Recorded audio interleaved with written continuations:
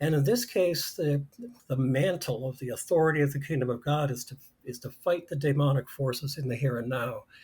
And the rhetoric around these things is escalating and being more specific and more urgent than I've ever heard it before. So to see leading apostles, working with the likes of Michael Flynn and Roger Stone and having White House meetings, that's a step beyond the ordinary transactions of polity.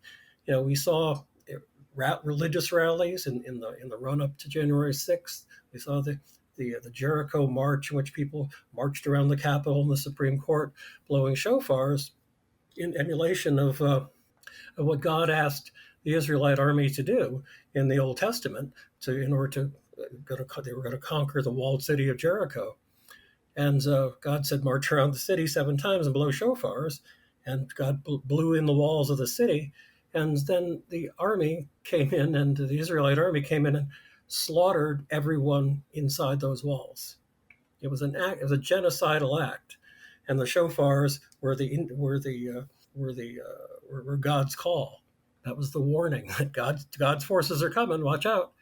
And so when these folks are marching around the Capitol, blowing shofars and calling it a Jericho March, it's a powerful metaphor. Some literal things happened, but they didn't come in with swords and guns. But nevertheless, the idea that's the biblical image that they're calling upon when they're doing their politics is an extraordinary thing, and I think an historic development in terms of what that movement is about and the relationship to contemporary politics, because January 6th is far from over.